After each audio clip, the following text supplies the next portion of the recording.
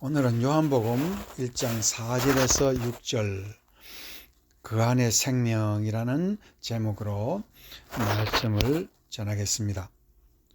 오늘 본문에서 4절 요한복음 1장 4절 그 안에 생명이 있었으니 이 생명은 사람들의 빛이라. 이 4절 말씀은 참 인류에게 큰 공감을 주는 진리의 말씀입니다. 이것은 무엇을 말하는고 하면 인류 최후의 빛과 소망은 바로 말씀뿐이라는 그러한 뜻입니다. 인류는 자기의 마음을 잡지 못하여 방황하며 삽니다. 마음 둘 곳이 없다는 것이 인생이라는 것은 또한 나그네라는 것으로 표현하고 있습니다. 그런데 오늘 말씀은 그 안에 생명이라는 말씀으로서 우리가 생명이 거할 곳, 생명이 정처 없는 세상에서 쉴 곳, 안식을 얻을 곳, 마음 둘 곳이 있다는 것을 오늘 본문에서 말하고 있습니다. 그리고 그라고 얘기할 때 그는 예수 그리스도이시면서 1장 1절에서 나오는 로고스 말씀이기 때문에 인생의 최후의 빛과 소망은 말씀이라는 것을 선포하고 계시는 것이 이 4절 말씀의 중요한 요점이고, 이 말씀 밖에 나갔을 때 이 세상에는 어두움이라는 것으로 빛과 어두움이 극명하게 이렇게 판가름 나고 있다는 것을 보여주고 있습니다. 그러면은 첫 번째 우리가 생각할 것은 그 안에 생명이 있다라는 말은 인간이 마음 둘 곳이 말씀에 있다라는 그런 뜻이 되겠습니다. 고린도전서 4장 6절에 보면 형제들아 내가 너희를 위하여 이 일에 나와 아볼로를 들어서 본을 보였으니 이는 너희로 하여금 기록된 말씀 밖으로 넘어가지 말라 한 것을 우리에게서 배워 서로 대적하여 교만한 마음을 가지지 말게 하려 함이라. 이 고린도전서 4장 6절의 말씀과 오늘 요한복음 1장 4절 말씀은 상당히 같은 의미에서 우리에게 말하고 있습니다. 인간에게 가장 중요한 것은 말씀 밖으로 넘어가는 그 마음은 항상 쉼터 없는 방황하고 교만한 마음이라 이렇게 말하고, 마음이 말씀 안에 거할 때에 거기에는 겸손이 있다라고 말하고 있습니다.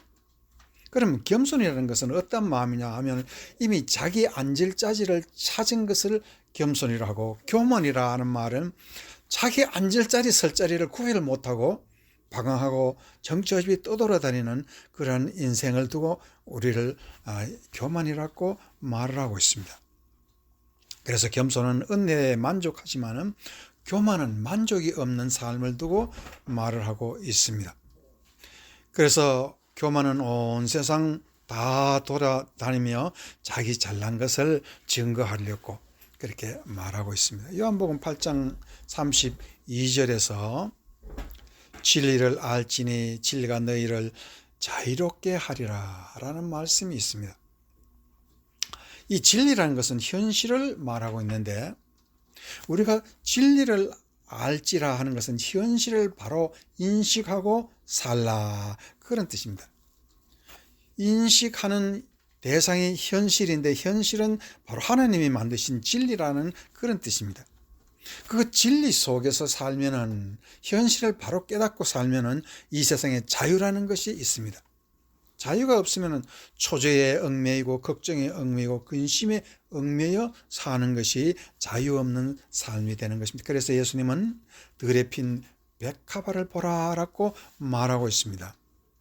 누가 백합화를 기르고 그 놀라운 향기를 품게 하시고 그 꽃 한 송이로도 솔로몬의 영광보다 더 영광스럽다라고 이렇게 말하는 것입니다. 자연을 아름답게 하시는 이가 이렇게 우리도 아름답게 하시는 이라는 그런 뜻이 되겠습니다. 이 지으신 이의 손길이 바로 말씀으로 이 세상 현실을 잘 말하고 있습니다.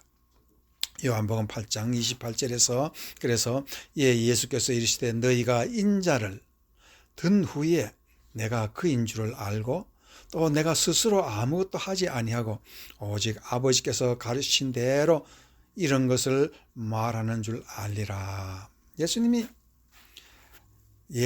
아는 사람들이 이 세상에는 참으로 없었습니다. 예수님이 돌아가시기까지도 예수님이 누구신지를 제대로 알지 못했는데 예수님이 돌아가시고 부활하시니까 그때부터 예수님은 하나님이라는 것을 도마를 통해서도 말하고 제자들도 이제 예수님이 하나님이라는 것을 알고 이 예수는 현실의 죽음까지도 주관하시는 분이시고 현실 전부를 주관하시는 분이 바로 예수님이라는 것을 알게 되었습니다.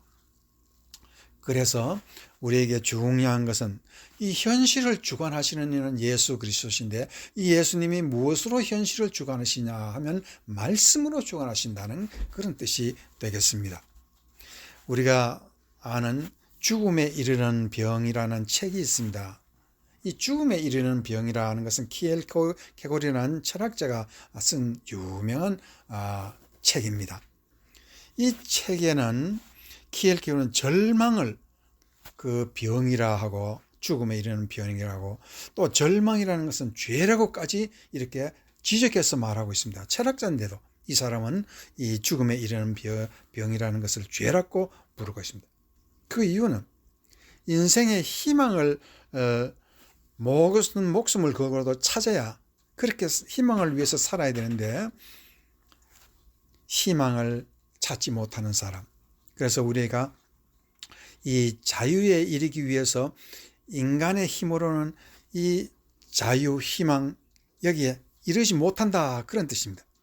오직 십자가의 예수를 통해서만이 희망이 있고 또한 이 예수를 키엘케고르는 요한복음을 11장을 읽다가 큰 것을 깨달았습니다.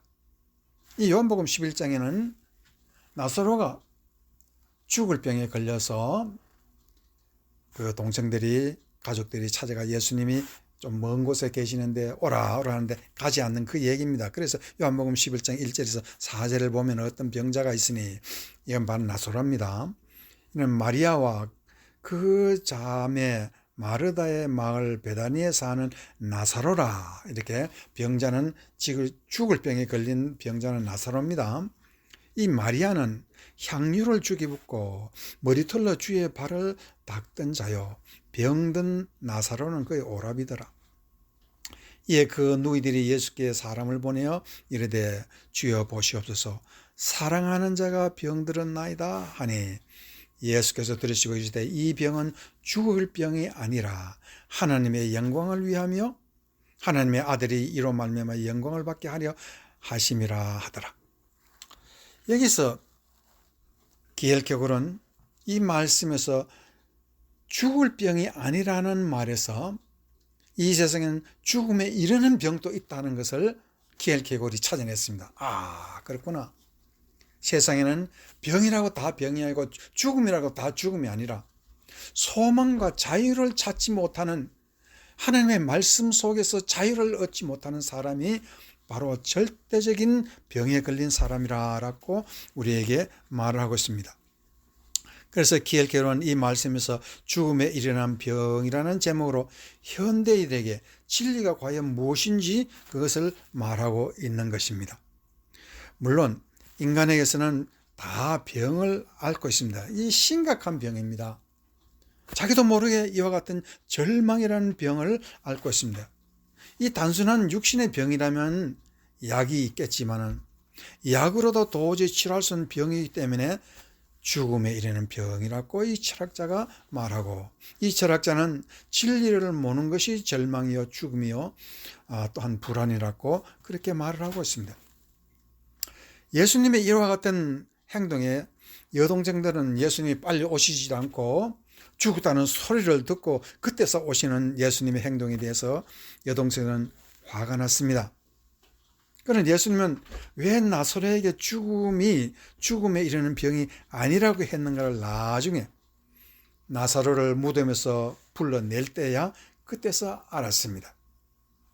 우리에게 중요한 것은 병과 죽음이 더 무서운 것이 아니라 예수님의 말씀이 더 크다는 것을 그때서 말을 하고 있습니다. 그러므로 말미암아 우리가 알아야 하는 것이 하나 있습니다. 우리에게 가장 중요한 무서운 병이라 하는 것은 현실